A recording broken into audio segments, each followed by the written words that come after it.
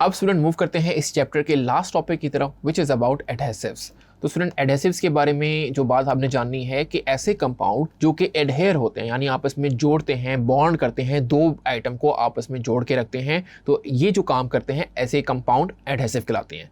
तो ये नेचुरल भी हो सकते हैं यानी कुदरती तौर भी पाए जाते हैं, और सिंथेटिक यानी ह्यूमन मेड यानी मैन मेड भी हो सकते हैं। और जो कुछ मॉडर्न एडहेसिव ऐसे भी हैं स्टूडेंट जो बहुत ज़्यादा एक्सट्रीमली स्ट्रॉन्ग होते हैं, ये मॉडर्न वे में इसको तैयार किया जाता है। तो अब चलते हैं टाइप्स ऑफ एडहेसिव की टाइप्स को पढ़ लेते हैं। तो उसमें सबसे पहले आता है नेचुरल एडहेसिव, यानी कुदरती तौर पे जो एडहेसिव होते हैं स्टूडेंट वो याद रखें वो प्रोड्यूस होते हैं या हम उसको एक्सट्रैक्ट करते हैं नेचुरल सोर्स से, जो कि प्लांट्स और एनिमल सोर्स है, जिसमें स्टार्च आ जाता है। स्टार्च आप जानते हैं, रेजिन आ जाता है, नेचुरल रेजिन आ जाते हैं, कैसीन आ जाता है, कैसीन ग्लूज आ जाती हैं, नेचुरल रबर आ जाते हैं, जो कुदरती तौर पे रबर जो हम ट्री से हासिल करते हैं उससे ये बनाए जाते हैं। तो ये सारे नेचुरल एडहेसिव्स की एग्जांपल हैं। उसके बाद सिंथेटिक, जो कि मैन मेड जो एडहेसिव्स होंगे, उन एडहेसिव में जो कि नेचर में पाए नहीं जाएंगे और मैन मेड होंगे, जो कि आपकी पहली लाइन में यही लिखा हुआ है। तो कुछ जो इसकी एग्जांपल है सिंथेटिक एडहेसिव्स की, जो कि थर्मोप्लास्टिक एडहेसिव आ जाता है इसमें, जो कि अभी हमने पढ़ा भी है थर्मोप्लास्टिक पॉलीमर में।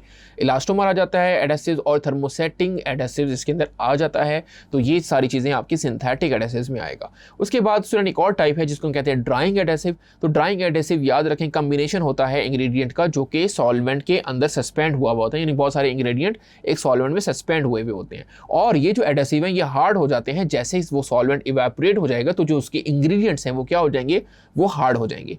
तो इसकी एग्जांपल में वाइट ग्लू और रबर आ जाता है, रबर सीमेंट आ जाता है, ये इसकी एग्जांपल है, ये आपने याद कर लेनी है। फिर आ जाता है कॉन्टैक्ट एडहेसिव। तो कॉन्टैक्ट एडहेसिव स्टूडेंट एक ऐसे एडहेसिव होंगे जो कि ज्वाइनिंग के लिए यूज होंगे, पॉलीस्टाइरीन और फैब्रिक्स को आपस में ज्वाइन करने के लिए इस्तेमाल होते हैं, और ये यूजफुल होते हैं फिक्सिंग प्लास्टिक, लैमिनेट और टू वुडन बेस, यानी जो आपके पास लकड़ी होती है उसके ऊपर प्लास्टिक की जो लैमिनेशन होती है उसको आपस में फिक्स करने के लिए कॉन्टैक्ट एडहेसिव यूज होंगे। और इन दोनों को दोनों सरफेस पे लगाया जाता है ताकि वो फिर आपस में उसको जोड़े जा सके। तो दोनों सरफेस पे हम इसको लगाते हैं और दोनों सरफेस को आपस में मिलाते हैं और फिर इसको ड्राई होने देते हैं।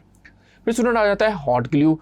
हॉट ग्लू में कुछ एडहेसिव आ जाते हैं जो कि थर्मोप्लास्टिक होते हैं, और जैसे नेम इंडिकेट कर रहा है लाइक इसके बाद जब इसको हम सरफेस पे लगा लेते हैं उसको कूल होने देते हैं। और ये एडहेसिव जो है क्राफ्ट्स में यूज़ होता है, बहुत सारे जो क्राफ्टिंग का जो काम है उसमें हॉट ग्लू इस्तेमाल होता है। और ये एडहेयर हो सकता है wide range of common material, काफ़ी सारे जो मटेरियल हैं उनमें हॉट ग्लू जो है वो जाके इस्तेमाल हो रही होती है। तो ये आप जानते हैं, आपने हॉट गन का भी नाम सुना होगा। तो हॉट गन में यही होता है कि वो एक केमिकल उसमें से निकलता है, एक गन होती है जिसमें हीट करके केमिकल निकलता है, ग्लू होती है, फिर जब वो लग जाती है कि सरफेस पे उसको कूल करते हैं ताकि उस पर एडहेयर हो जाए कोई दूसरी सरफेस। फिर UV and light curing adhesive आ जाता है। तो इन तरीके के एडहेसिव में low medium molecular weight resins होते हैं। रेजिन्स मतलब जो कि बाइंडिंग का काम करते हैं, बाइंडिंग एजेंट होते हैं। और स्टूडेंट इन एडहेसिव्स के बारे में आपने ध्यान में रखना है कि ये बहुत जल्दी क्योर हो जाते हैं, बहुत जल्दी से काम करते हैं जब इसको एक्सपोज किया जाए अल्ट्रावायलेट लाइट या हीट के अंदर। और ये यूज होते हैं प्लास्टिक सीलिंग के लिए, कोई मेटल को आपस में जोड़ना हो उनकी बॉन्डिंग के लिए,